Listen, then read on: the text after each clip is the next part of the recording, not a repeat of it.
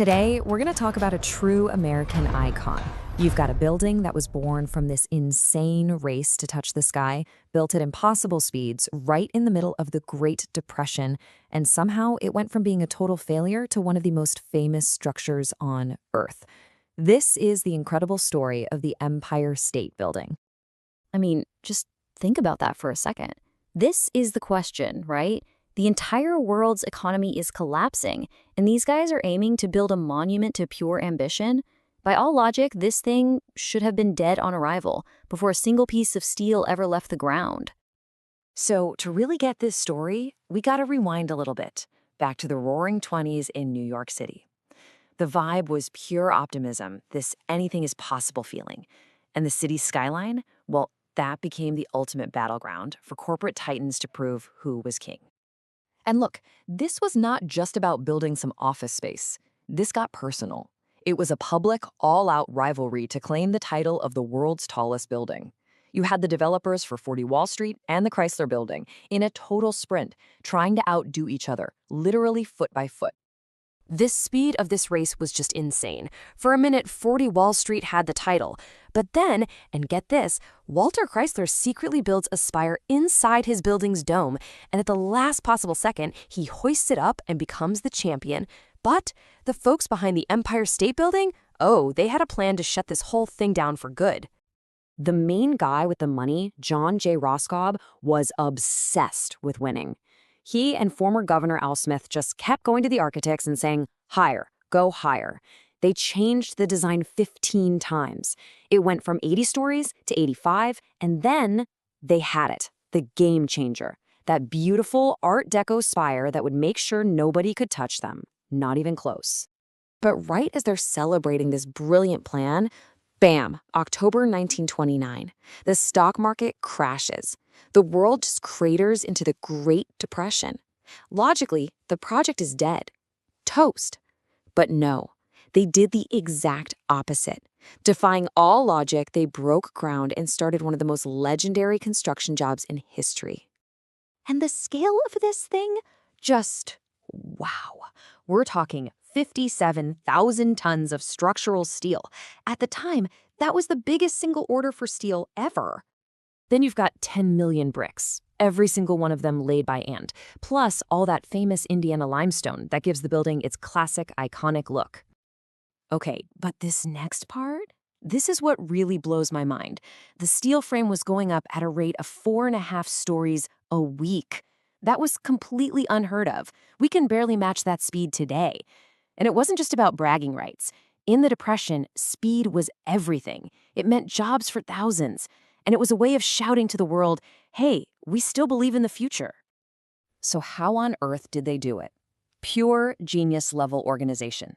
You gotta think of it like a factory assembly line, but one that points straight up at the sky. The old Waldorf Astoria comes down, and boom, they're digging the foundation. Trucks show up with steel at the exact right moment. The steel goes up, and the masons are right on their heels, putting on that limestone skin. It was like a perfectly choreographed machine. But you can never forget the actual people who built this thing. We're talking over 3,500 workers. Many were new immigrants, and famously, a lot of highly skilled Mohawk ironworkers. These guys were working at insane heights with basically no safety gear.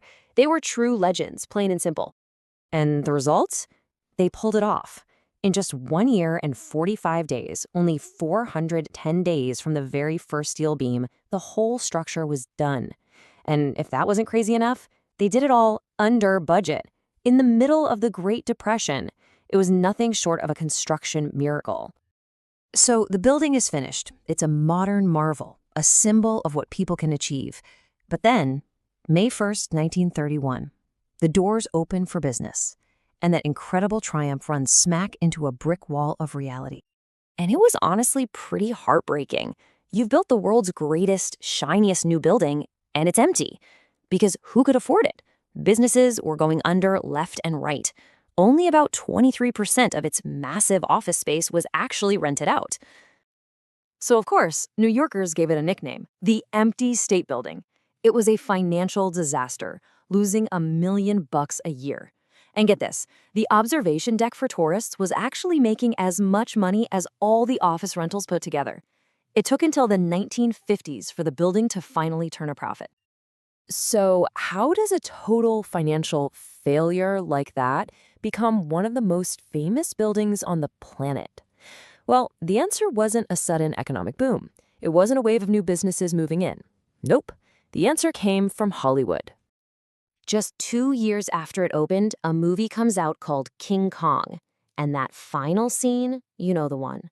The giant ape clinging to that spire, swatting at airplanes. It became an instant legend. And just like that, the building wasn't a failed office block anymore. It was this mythic, thrilling, incredible place. And after that, Hollywood was hooked. It became the ultimate romantic meeting spot in movies like An Affair to Remember and Sleepless in Seattle. It's the building the aliens blow up in Independence Day. Suddenly, everyone in the world knew this building. So yeah, the transformation was complete. The empty state building, once known as Smith's Folly, had finally redeemed itself. It became what it is today, a true, beloved American icon. Okay, but let's go back to that amazing spire for a second, because there's a crazy secret here.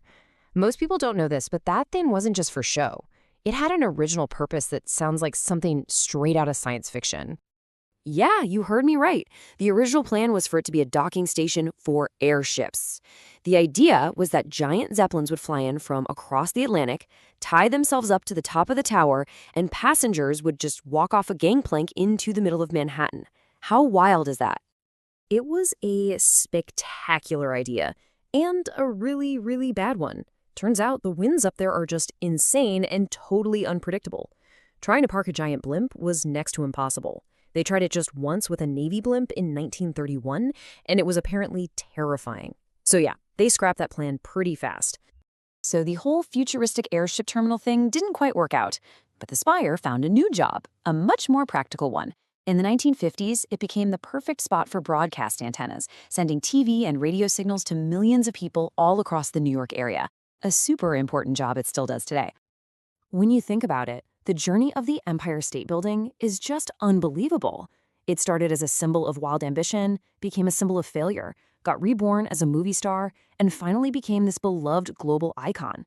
It's a powerful story that makes you wonder, what makes a landmark last isn't just its height, but the stories we all share about it.